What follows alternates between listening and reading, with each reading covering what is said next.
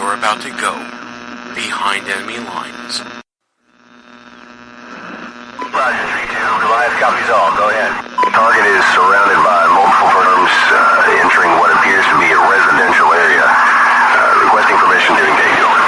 From the People's Republic of New York City, you're now going behind enemy lines with Gene Baradelli and Russ Gallo.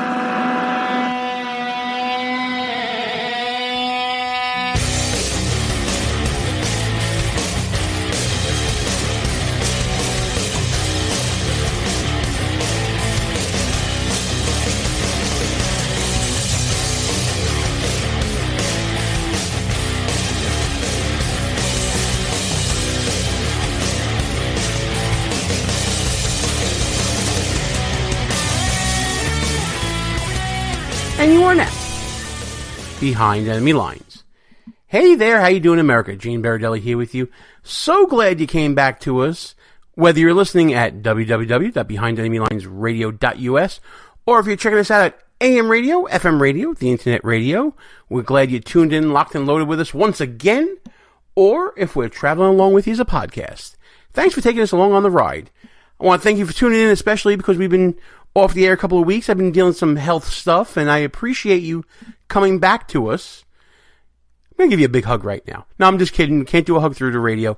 Just not possible. Instead of a hug, though, we're going to give you a great show. We're going to be talking about stupid choices. Seems to be the running theme for this particular week in politics. While we can talk about the on-again, off-again relationship with North Korea, and the stupid choice of canceling the summit, and President Trump's good choice to send that letter and bring back North Korea into those talks, and the breakthrough of having a top North Korean official coming to America this week. We're not going to talk about that bad decision, because we're trying to put that bad decision in the past. But there are a lot of bad decisions this week by a lot of different people. And to kick us off, for Bad Decision Week, let's talk about the bastion of bad decision making that is social media. We saw it front and center this week from progressives trying their hardest to win that game. Not the policy game. No. Not about helping the country. The political one-upsmanship game. The game that actually matters more to a lot of those people out there than actually getting something done. And I'm talking about the social media gotcha game, the zinger game, the oh no he didn't mic drop type of game that is played out there. But listen, I'm guilty of it. I love those moments when I get the nice ball lobbed in the air and I'm able to take my bat and proverbially hit it over the fence and drop it and do my Jose Batista, throw it to the side and round the bases on some hapless opponent on social media in a given debate. I'm just as guilty of it as the next person. But what I do with my social media is what didn't happen this week for some prominent people on the left, including Sean King, Linda Sarsour, Jon Favreau, former Obama administration official. And that was... And this is a common error that I see happening to a lot of people. When you tweet out or you share a story, and you're so zealous to get it out there because it's so good and it helps your narrative so much, but you end up shooting yourself in the foot. So Linda Sarsour and Jon Favreau and Sean King were talking about this photo that emerged of undocumented and, in a lot of cases, unaccompanied immigrant minors who were quote-unquote ripped from their families, and they're living in like cages with chain link fence, no furniture, these silver type of blankets, which straight out of the Red Cross type of deal. And they're saying, what is going on with the children? How can this be happening to the children? What is Trump doing to the children? Except for one thing they forgot to check. The photos were from 2014. Now, dear friends, remind me, who was the president in charge of, I don't know, the immigration policy back in 2014? I'll give you a hint. Not Donald Trump. That's right, folks. Proponents on the left were so crazy to get this information out there, these photos out there, to push their narrative about how can President Trump and this administration not have a heart, that they didn't realize that the true quote-unquote heartless ones were the Obama administration.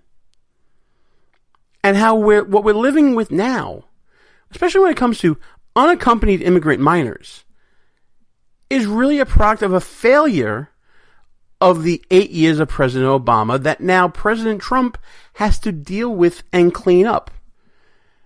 Everybody was trying to jump on this bandwagon. The New York Times, with their less than truthful headlines talking about, did President Trump lose over 1,400 immigrant children? Are they lost? Where'd they go? Oh my goodness, what is going on here? Well, they're not lost. Let's just start there. But even if they were lost, quote unquote, what they also reported in the story is that according to past records, the Obama administration, quote unquote, lost over 4,000 unaccompanied immigrant children. Buried in the fine print. Not exactly a headline grabber for the New York Times. Again, we're leaping before we're looking. It's a social media classic bad decision, what our friends in our political circles call an unforced error. No one's forcing you to make this mistake, but you're jumping on something so much because you want to be the one out there to get the likes, to get the shares, to get the retweets, to get the responses and the replies. You want to be on the forefront. You want to be riding the crest of the social media wave as it crashes down your opponent so that they remember you are a force to be reckoned with, and your follower count can go up, and your friend count can go up, and your social media influence count can go up. Actually, that's not going to happen anymore because Clout's going out of business, isn't it? Oh well, one less metric to deal with, but you get my point. In our zeal to be the person delivering the knockout blow, to really deliver that uppercut right to the jaw, to set them back on their feet, put them on the defensive, and to go on offense to try to land that next combo. Linda Sarsour and Jon Favreau and Sean King, they all stepped in it. And like I said, this is a common mistake of social media. I've linked out stories that were old, and I've kicked myself in the pants for it, and said, do better next time, Gene. But it was never to this degree, where it was looking to not only deliver a blow, but you swung so hard and missed that you came around and smacked yourself in the face. I mean, it really is comical what's going on here. But what's lost in all this political one-upsmanship and the classic unforced errors of social media is that while we're all looking at the sizzle, the steak is being thrown out every year.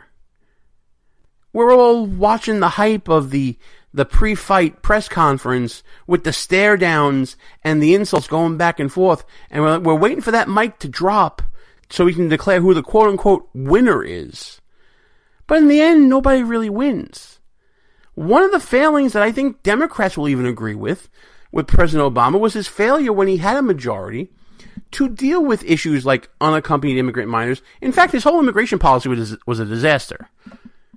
But in particular, to date, unaccompanied minors in America cost our nation in taxes to the tune of about $1 billion a year. That's billion with a B, folks. We're not talking about chump change here. We're talking about housing, feeding, clothing, and that's the ones we can't find, quote-unquote, foster families for, who will then be waiting for their hearing to come up so they can be sent back to their country. Yeah, right, that's going to happen. Which brings me back to the discussion we started earlier about, are these unaccompanied immigrant minors, quote-unquote, lost? No, they're not lost. They're just not responding to government inquiry. They're not showing up to the hearings.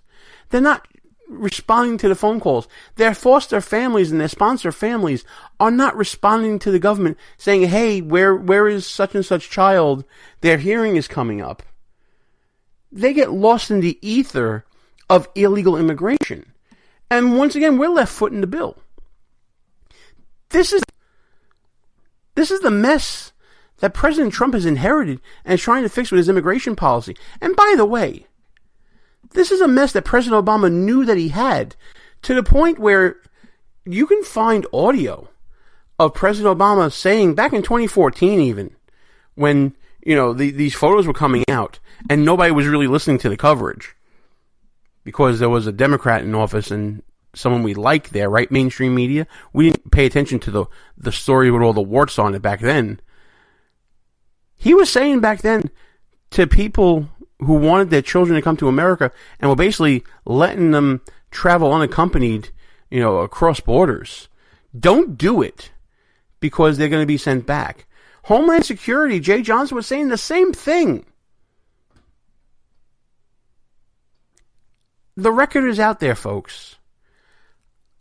What ends up happening here is we get stuck with the bill. President Trump gets stuck with the bad reputation because now everyone's focused on this issue as a way to get him. It's a gotcha tactic. It has nothing to do with policy. It has all to do with political point making and one-upsmanship. So what happens here is everyone loses because year after year, the political points get made or they don't get made, depending upon who's in power and what's going on. And we all end up losing because there's no action where there needs to be action. And that's Congress and the presidency. Because everyone's embroiled in this one-upsmanship now. Listen, you can revel in the fact that, Linda Sarsour had to take down a tweet and that her followers may have been a little embarrassed by it. Or, she tried to make a recovery saying that this is wrong no matter who's in power. Yeah, we get it. I agree with you. But at the same time, you tried to get someone and you got, as they say on the streets here in the People's Republic of New York. The news story becomes the person who got, rather than the landmark victory that should be out there, the real victory that should be out there, that is the closing of a loophole and a closing of a rhetoric point that can never be brought up again. Once you close up that legislation, you tighten that up. All the narrative about ripping people from their families and, reaction to what Attorney General Jeff Sessions said about separating families out, which, by the way, happens to American families all the time, especially those who commit crimes. I mean, I don't know if you know this, and I don't think I'm giving away a big government secret here, but if you commit a crime and you get caught by the government doing it, they separate you out from your family. It's called prison. I don't know, this may be a new concept to certain people on the left, but actions have consequences. And one of those consequences is being separated from your family. So spare me the rhetoric of how, immigrants who are here illegally who then commit crimes are ripped from the bosom of their family. Spare me that. Spare me the fact that when families come to the border seeking asylum, that we don't accept the asylum request at face value and that we have legal process to deal with it. And part of that legal process is dealing with the minors in a way that they should be dealt with and then dealing with the parents in the way that they should be dealt with. Spare me all the nonsense. If we had proper laws, as President Trump would say, and we weren't stupid about our immigration policy, like lotteries and accepting people to come in who are not vetted as they should be vetted, if we actually had proper laws in place to deal with unaccompanied minors in a manner where they will return safely back to their families in their country of origin, instead of being detained here and staying here on the government dime, or at least minimize the stay here, make sure they're safe, make sure they're healthy, and then make sure that they are returned to the